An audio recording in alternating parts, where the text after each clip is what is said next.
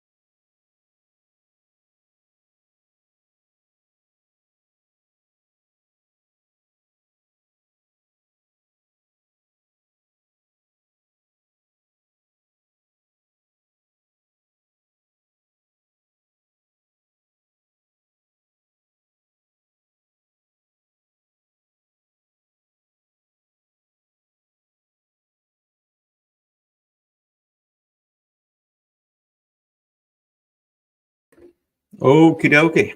Well, I am here, folks, and I hope everyone is having a great Friday night. I'm going to talk about a couple. I'm going to talk about a couple cases that, they're okay. Well, where the heck are they here? Hold on a second, guys. I'm still not seeing my document here that I thought I had.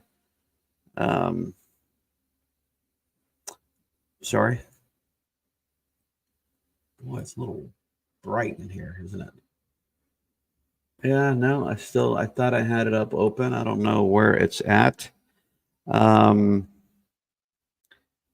Give me 1 second. I will come right back.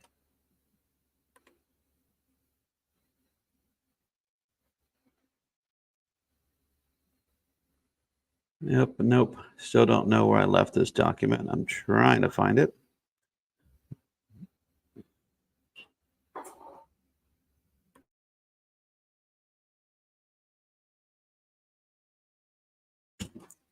Well, it's a heck of a Friday. Sorry, totally sorry. All right, here we go, guys. So listen, I teased you guys a little bit the other day in regards to a couple ancient stories, and if you guys saw the the title of what we're going to be talking about tonight, it has to do with ancient Egypt. Okay, but before we get into the ancient Egypt topic, I'm going to share with you guys some videos that, thanks to the border. Hold on 1 second here. I'm going to post a couple. The U.S. Um, Border Patrol has released UAP videos, and it's been making the rounds. And if you guys haven't seen them, okay, I'm going to share a couple tonight, and I'll tell you where you could actually watch them. We're not going to watch all of them because it's literally about 40 minutes plus worth of video footage. But I want your guys' opinion on some of this stuff. And it's interesting because the Border Patrol has released, again, footage, and it's been the talk of the day. But at UFO Twitter, they've been talking about it nonstop. I'm gonna share one with you guys, and let me get it going here. Just give me a second, and I'm waiting for it to be over with.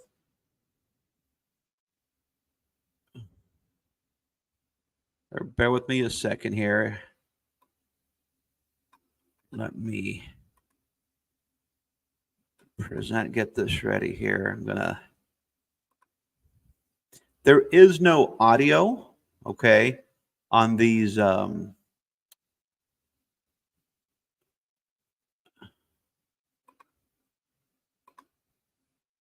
here we go. Bear with me 1 second. I'm almost ready. It's very interesting, and I just wanted you guys to, um, see it. And here we go. We're going to play them live, and I think I have it coming up now. Yeah, here we go. So I want you guys' reaction towards this, okay? Here we go. So we see the jet, okay? But right behind, we see the sphere that's actually following it, and totally interesting. Like I'm like, wow, that's interesting. Look, it's just following it, following it, following it. That's the very typical, the Foo Fighter, from World War II. We literally have this thing following. Okay, it's only about 47 seconds long. That's footage number one. If you guys could hear me, if you guys could make a comment here, so I know that you guys are actually here, I would appreciate it. One, if you guys could hear me. Hello, hello, hello. But yeah, that's an interesting footage. There's also a couple more that I'm going to share with you guys. Let me get to this real quickly here. Just bear with me a second. These are all actually on the Black Vault's YouTube page, but they were released by the government. Okay. Some of these we've seen a little, we've seen them before. But I just want to get your guys' reaction here. Hold on. This one's going to be a little longer video, but we're going to play them all. And this is something that I think you guys, on your own time, right? Whenever you guys, because there's a lot of videos, go through them and tell me what you guys think, okay? And it's literally infrared footage from the Border Patrol that is literally showing, and give it a second here. We're both going to be reacting at the same time because I haven't seen all of these either. Okay, here we go. That is weird. Are you guys seeing that? Okay. It's kind of traveling at high speed, but the fact that the Border Patrol is able to get this, okay, that's an interesting one. Here, let's let it play there for a second. Let's see if anything. Yeah, they're scanning. Yeah, it's going.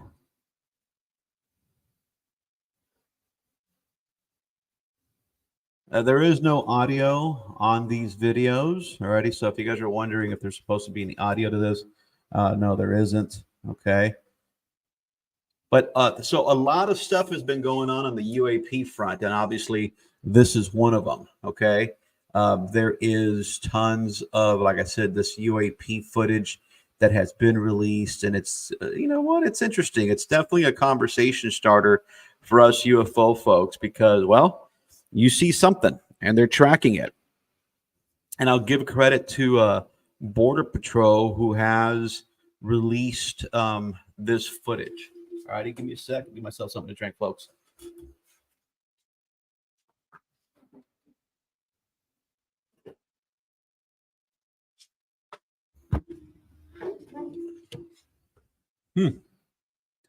Huh. Okay. And the truth is, I'm sure that myself and a lot of the other folks who do this full time, I'm not a full timer, but the people who are doing this full time, I am pretty sure that they're going to kind of go over this over and over and over again. But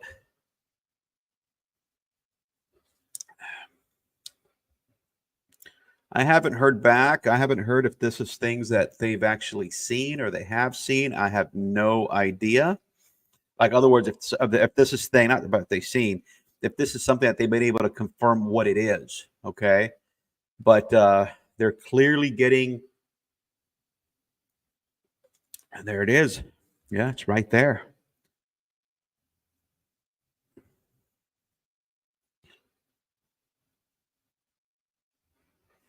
You know what? I'm really looking forward to the day that they actually release something that's high definition, right? Because again, this is interesting.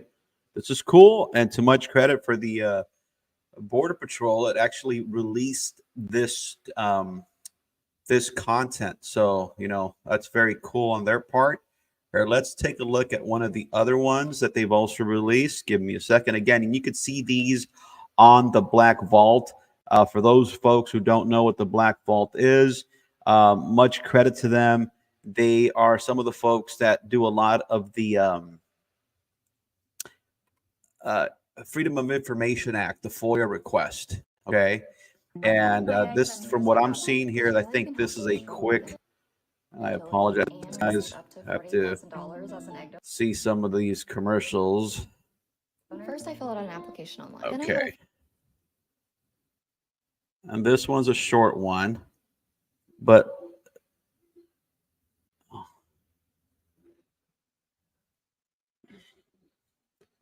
huh.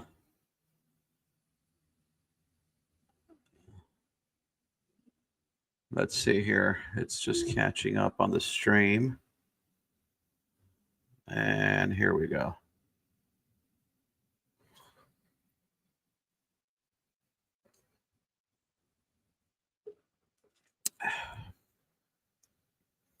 Interesting. Nope, it's moving. It's moving. What can it be? And again, maybe there is a very worldly explanation to what this stuff is, but as of yet, these are considered unidentified aerial phenomena. Okay.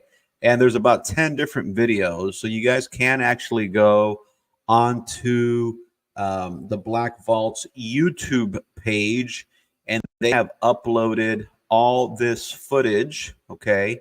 And there's a total of 10 videos, all right? Some are about 14 minutes long. And again,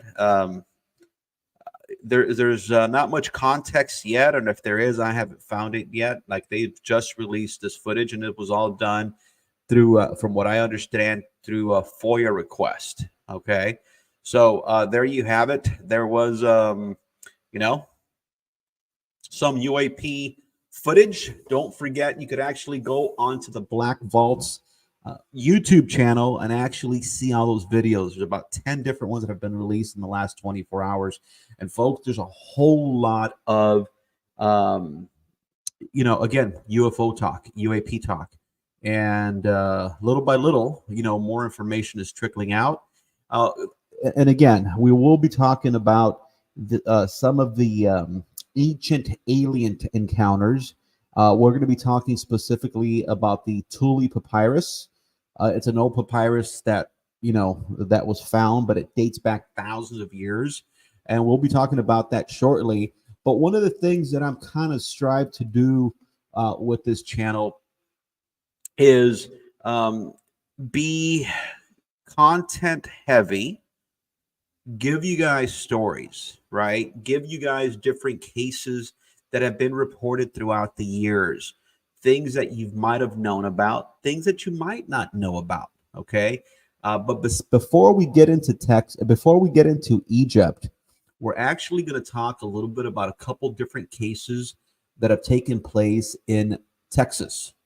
All righty, the great state of Texas. It's been a UFO hotspot for a long time, starting in 1896. Earlier this week or last week, we spoke about the Aurora, UFO crash that happened 120 something years ago. Okay, and today we are going to talk about some cases that happened more recently. The first one we're going to talk about and is the one of the Loveland UFO case. Again, these are things that happen not in my lifetime, but definitely in the lifetime of people that are still alive, right? Because we could talk all we want nowadays about Roswell. Most of those people are dead, right? Because it was 1947. Obviously, 1896, there ain't anybody around, okay?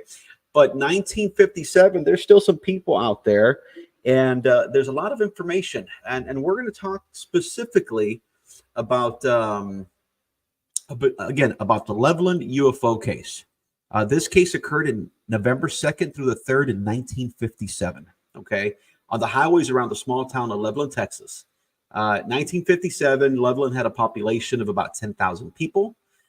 It's located west of Lubbock on the flat prairie of the Texas South Plains. Okay, the case is considered by ufologists to be one of the most impressive in UFO history, mainly because the large number of witnesses involved over a relatively short period of time.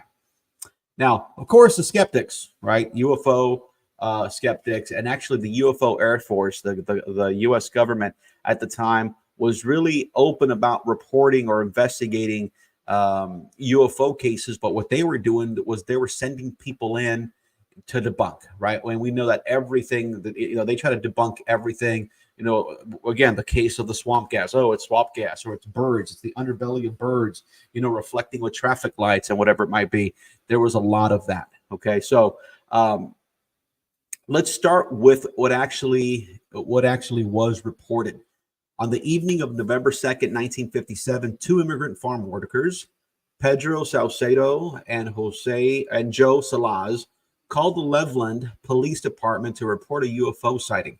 Salcedo told police officer A.J. Fowler, who was working the night desk at the police station, that they had been driving 4 miles west of Loveland when they saw a blue flash of light near the road.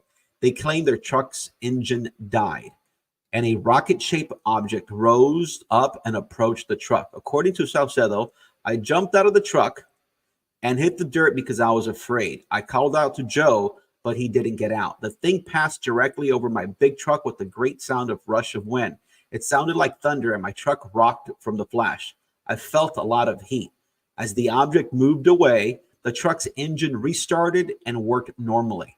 Believing in the story to be a joke, Fowler ignored it An hour later, motorist Jim Wheeler reported a brilliantly lit egg-shaped object about 200 feet long was sitting on the road 4 miles east of Loveland, blocking his path. He claimed his vehicle died, and as he got out of his car, the object took off and its lights went out. As it moved away, Wheeler's car restarted and worked normally. I got to tell you, this is one of the cases that totally intrigues me, folks, because think about this. We had 2 migrant workers, okay, who reported something. This is 1957. It's not like we have social media where people could like, oh crap, look, someone reported, someone is saying something down here, someone is saying something else over here, and they kind of get on the joke. 2 different people, right, or 2 different groups of people witness something almost identical to the T. Okay, so now we move forward. Was there any more people who saw this? At 10:55 p.m., a married couple driving northeast of Loveland reported that they saw a bright flash of light moving across the sky with their headlights when their headlights and the radio died for 3 seconds. 5 minutes after Jose Alvarez claimed he met a strange object sitting on the road 11 miles north of Loveland, and his vehicle engine died until the object departed. At 12:05, a Texas Technological College, now it's Texas Tech, student named Lowell Wright was surprised when driving 10 miles east of Loveland, his car engine began to sputter. The amp meter on the dash jumped to discharge and then back to normal, and the motor started cutting out like it was out of gas. The car rolled to a stop. Then the headlights dimmed, and seconds later went out. When he got out to check on the problem, he saw a 100-foot-long egg-shaped object sitting on the road. It took off, and the engine started running again. At 12:15, an officer Fowler received another call, this time from a farmer named Frank Williams, who claimed he had encountered a brilliantly glowing object sitting on the road, and his car, and as his car approached it, its lights went out and its motor stopped. The object flew away, and his car lights and the motor started working again. Other callers were Ronald Martin at 12:45 and James Long at 1:15, and they both reported seeing a brightly lit object sitting on the road in front of them. And they also claimed that their engines and headlights died until the object flew away. It's kind of weird. Think about this. This is 1957. We're talking 65 years ago, 66 years ago, when different people, all within minutes of each other and all within miles of each other, witnessed the exact same thing. So, in a nutshell, there was a UFO that was either between 100 to 200 feet that somehow was creating some kind of EMP, an electromagnetic pulse, that was interfering with cars' electronics. The funny thing is, if you guys saw Close Encounters, right, the Spielberg movie, the main character had something similar happen when he was, near the railroad tracks and the UFO showed up. And this is where I believe that Spielberg was a genius, where he ended up covering a lot of this stuff, right? Like he covered this in his movies.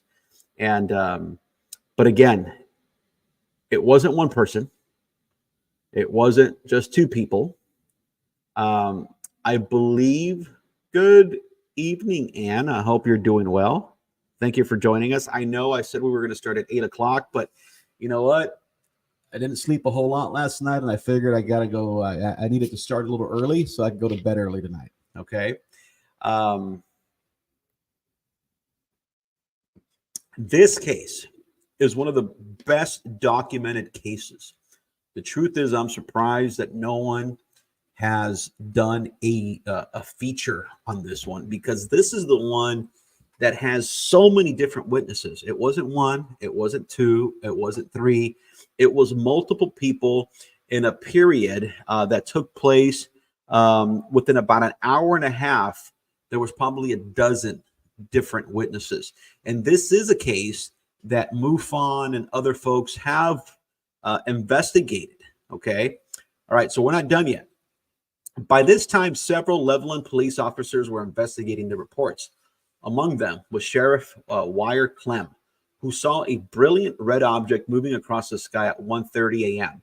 At 1:45 a.m., Levelland's Fire Chief Ray Jones also saw an object, and his vehicle's lights were an engine also sputtered. The reports apparently ended soon after. During the night of November 2nd through the morning hours of November 3rd, the Levelland Police Department received a total of 15 UFO-related reports. And Officer Fowler noted that everyone who called was very excited. In a couple hours, there was over 15 witnesses who were willing to go on the record who actually called the police. The big question is, how many people saw it and didn't want to call, right? And if you look like on the demographics, we had, from all indications, it wasn't just like a group of friends, because there was even like farm workers, and there was police officers, and there was firefighters, fire chief. So it was a broad spectrum of people who ended up seeing this. And here's the thing: it was very well reported and documented. Yes, it happened 65 years ago. But why hasn't this case been talked about more, right? And don't get me wrong, Roswell's great, and all those other ones are great cases to talk about, okay? And nowadays we get a little excited when we see something, one little random. This report here is the one that I believe should have been, that even till this day should be investigated. Now the question is, did anyone else report it? Right? Did anyone else report it? Or did anyone else investigate it, better said? Well, here comes the U.S. Air Force. The Levelland sightings received national publicity and were soon investigated by Project Blue Book, by the infamous Project Blue Book. Started in 1947 as Project Sign, Project Blue Book was the official U.S. Air Force research group assigned to investigate UFO reports. An Air Force sergeant was sent to Levelland and spent hours in the city investigating the incident. After interviewing 3 of the witnesses, Salcedo, Wheeler, and Wright, and after learning that thunderstorms were present in the area earlier in the day, the Air Force investigator concluded that a severe electrical storm, most probably ball lightning or St. Elmo's fire, was the major cause of the sightings and reported auto failures. Here's the thing, and this is where this is why there's so many conspiracy theories. This is why there's so many people that don't trust whatever the Air Force has to say, whatever NASA has to say, because the truth is NASA is just like a branch of the Air Force, right? You had 15 different witnesses. They sent a sergeant out. He comes and investigates, talks to a few people for a few hours. This guy's a military guy, and right off the bat, to calm people down, he tried to tell people that it was ball lightning. Okay. Again, very interesting. So Dr. J. Allen Hynek, who was originally brought in to consult on Project Blue Book, disputed the Air Force's ball lightning electrical storm explanation. Both men argue that there was no electrical storm in the area when the sightings occurred. In a testimony before a committee of the U.S. House of Representatives in 1968, McDonald, who was another ufologist, said that the one famous UFO case was Levelland, Texas. 10 vehicles were stopped within a short area, all independently within a 2-hour period. There was no lightning thunderstorm and only a trace of rain. Hynek wrote that as the person responsible for tracking of the new Soviet satellite Sputnik, I was on virtual around-the-clock duty and wasn't able to give it any attention whatever. I am not proud of that today. I hastily concurred in the Air Force's. In the beginning, Dr. J. Allen Hynek was kind of agreeing with whatever the military would say. Okay, years later,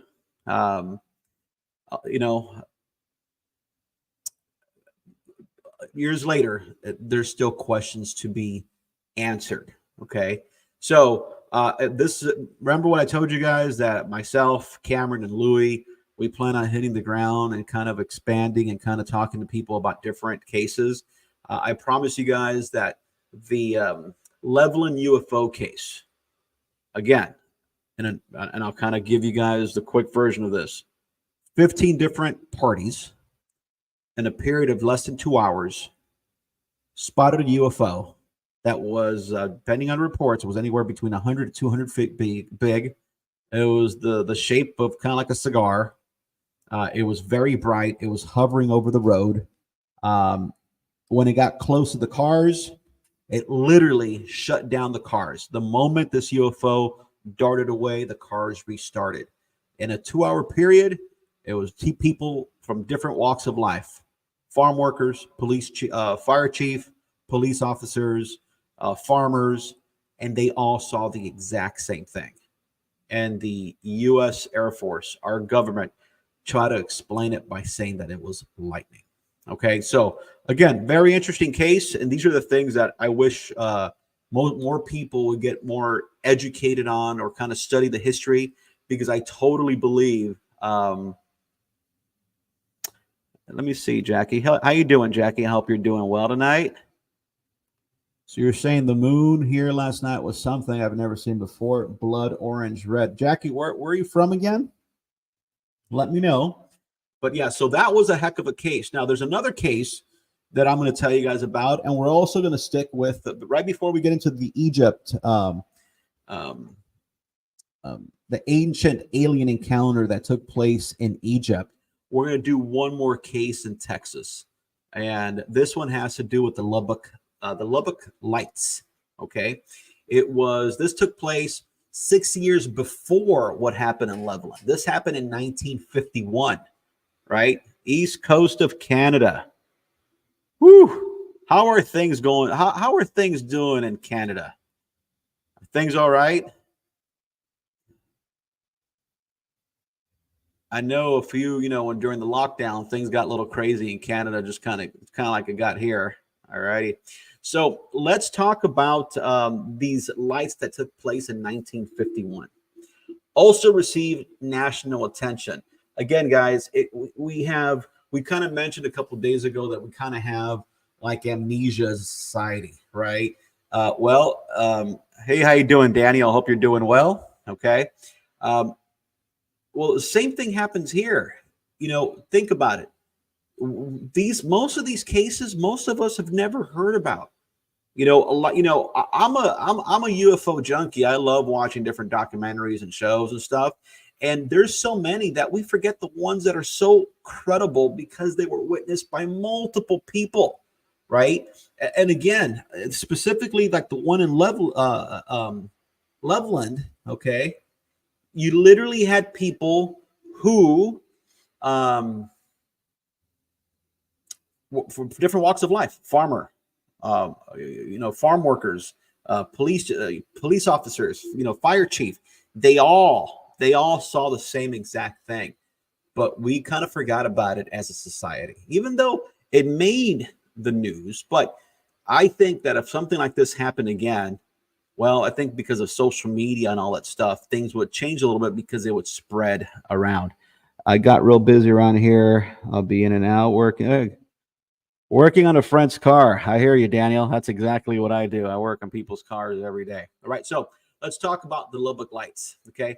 Edward J. Ruppelt wrote that the first sighting was reported by 3 professors from Texas Tech College, now Texas Tech University, located in Lubbock on August 25th, 1951, around 9 p.m.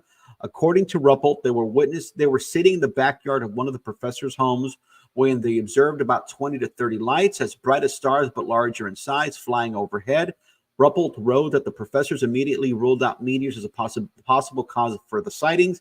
As they discussed their sighting in a second, similar group of lights flew overhead. So, by the way, these guys that were actually sitting out there, the reason they were sitting out there was because they were literally sky watching. They were looking for meteor showers and stuff like that, and that's why they were out there looking. So their eyes were trained to the sky, and they were looking for stuff. And when they saw this gigantic V formation. Okay. Ruppelt said the names of the three professors were A.G. Oberg, a chemical engineer, W.L. Ducker, a department head and petroleum engineer, and W.I. Robinson, a geologist who reported their sightings to a local newspaper, the Lubbock Avalanche Journal. According to a UFO author named Jerome Clark, 3 women in Lubbock reported they had observed a peculiar flashing lights in the sky on the same night as the professor's sighting, as well as Carl Heminger, a professor of German at Texas Tech. September 5th, 1951, all 3 men, along with Richard Heinemann, a math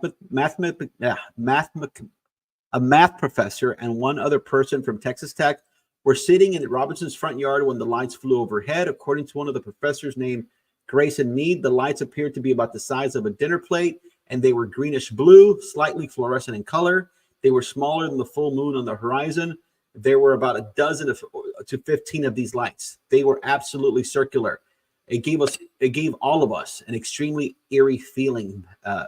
Med said the lights could have not been birds, but he also stated that they went over so fast that he wished he could have had a better look. Clark wrote that the professors observed one formation of lights flying above a thin cloud of about 2,000 feet, which he says allowed them to calculate that the lights were traveling at approximately 600 miles per hour. Okay. The interesting thing is one of the guys actually took out a camera and took a picture of this. Alrighty. And you guys could actually Google the Lubbock lights, the heart photographs, and it comes out as a clear V formation. Okay. He used a 35 millimeter camera, took the pictures. And once again, this is another case that was also pretty well investigated or very well reported. Now, the interesting thing, I'll give you guys the short version of what Air Force said. Okay. The Air Force sent an investigator out, and he said that it was the street lights reflecting some birds, and that's what was causing this. Once again, it's always swamp gas. It's always, something, and they're able to figure this out within a matter of minutes.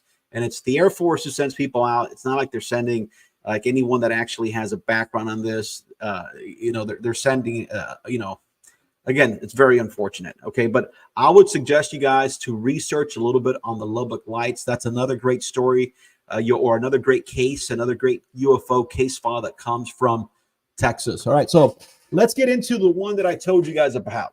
Okay.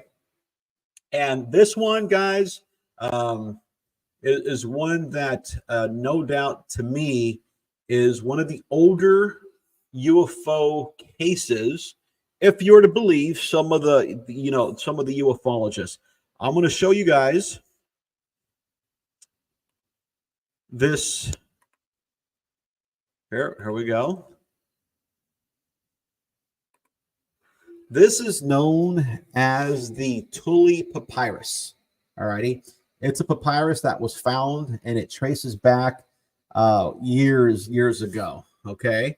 All righty. So that's kind of like the copy of the Tulli Papyrus. Okay. All righty. So the Tulli Papyrus was an ancient Egyptian text dating back thousands of years. It has long captivated the imagination of UFO enthusiasts and conspiracy theorists. This document, which allegedly describes a remarkable celestial event witnessed by ancient Egyptians, has been heralded as one of the earliest accounts of an encounter with UFOs or extraterrestrial beings.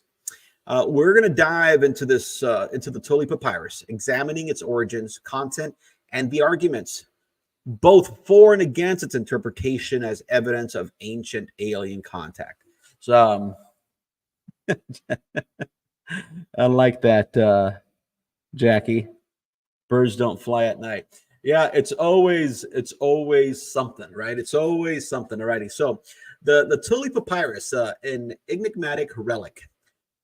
Historical background on this. The Tulli Papyrus is said to have been discovered in the late 19th century amongst the artifacts at the Egyptian Museum in Turin, Italy. It was reportedly acquired by Prince Boris de Rachelwitz, who then donated it to the museum. Its alleged origins are traced back to the ancient Egypt during the reigns of Pharaoh Tutmosis III around 1479, 1425 BCE. All right, BCE, before our Common Era. Okay. The content of this papyrus. The document is fragmented and difficult to decipher due to its age, but it appears to describe a series of unusual celestial events.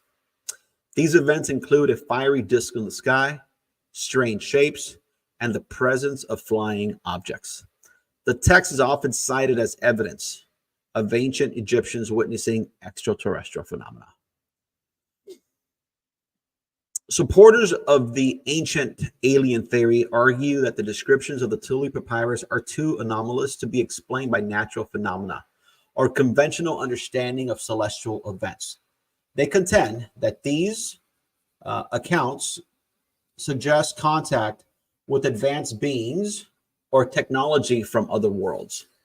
Some proponents claim that the descriptions of circles of fire and flying shields resemble modern UFO sightings, implying that ancient Egyptians have encountered advanced extraterrestrial technology.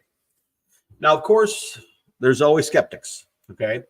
And skeptics always propose alternative interpretations, suggesting that the events described in the Tulli Papyrus could be attributed to astronomical or meteorological phenomena, such as a meteor shower, comets, or even misinterpretations of natural events. All right, give me a second, folks. Got to drink a little bit here.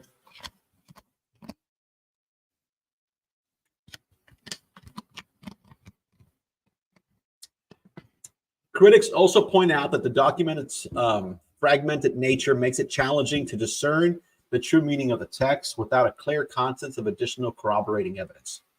They argue that any interpretation remains speculative.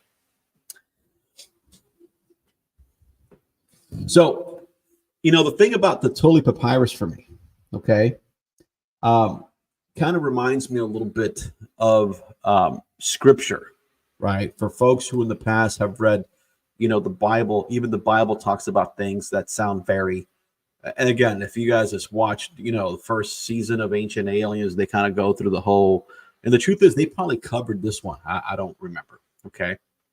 But I'll take the Tulli Papyrus stands and as a enigmatic artifact from ancient Egypt. By the way, there's no doubt that this is a true papyrus that was found. Okay, it's shrouded in mystery and controversy. While some fervently believe it provides evidence of early encounters with UFOs or ETs, skeptics maintain that alternative explanation rooted in natural phenomena and lost context are more plausible. The Tulli Papyrus remains an intriguing historical relic that continues to fuel speculation and debate, reminding us that the enduring allure of the unknown and enduring human fascination with the possibility of extraterrestrial life. I'll tell you, when you guys can, dig into the Tulli Papyrus. There's a lot of information. There's people who have written tons of stuff, people that are, much smarter than I am and that actually could read hieroglyphs. And they'll give you their reasoning of why they totally believe, okay, that ancient Egyptians, kind of reminds me a little bit about the movie Stargate, right? When, if you guys have watched Stargate, especially the movie, not the TV show, TV show is fine, but, the hypothesis that, aliens have been with us for a very long time. And, and now that's become one of the most leading, theories in the UFO community. Here, give me 1 second here. Yeah, they've covered them all, and they've covered more than I'll ever cover. But guys, this is what I suggest. Share stories like this with your friends. Do the research. There's so much. If we're living at a great time where before we would have to go to a library and spend hours just finding the books, now with just a couple strokes, a couple keywords, you could find yourself all the information you need. And now, again, I always stress, don't automatically believe everything you hear, you read, like my posters up on the wall say, I definitely want to believe, but I want to believe truth. I don't want to believe BS. Okay. There is a lot of information going out right now. Let's just make sure that we don't get taken advantage of people who are, like this whole mummies in Mexico. More evidence is coming out that a lot of this was all, that it was all unfortunate. Again, I hope that I end up getting proven wrong, but all indications it looks like it was a hoax. Again, if they come back and there's more people who actually that are not part of that group and it's independent doctors and scientists to do the research, I'm all ears. But we'll see what happens. But there is a lot more information. Don't forget, go on the Black Vault's YouTube channel. There's 9 or 10 different videos that the American Border Patrol did release that shows UAP footage. These are things that people will end up, we'll probably end up talking about more and more in the days and weeks to come. There's a lot of information out there, and there's also they're expecting. We're expecting a big drop next week from the Weaponized podcast. If you guys watch the George Knapp, Jeremy Corbell podcast or listen to it on Spotify, expect something big next Tuesday. They're teasing a lot, so we'll see what happens. All right, guys. Well, listen, it was good having you on. I appreciate you guys taking some time and listening to me. For me, it's a little bit of therapy after a long week of work. I hope you guys have a wonderful weekend. I got one more day to work, and then I'm off, Sunday, Monday. All right, guys. Appreciate it. You guys be good. You guys have a wonderful night. All righty, guys. Thank you.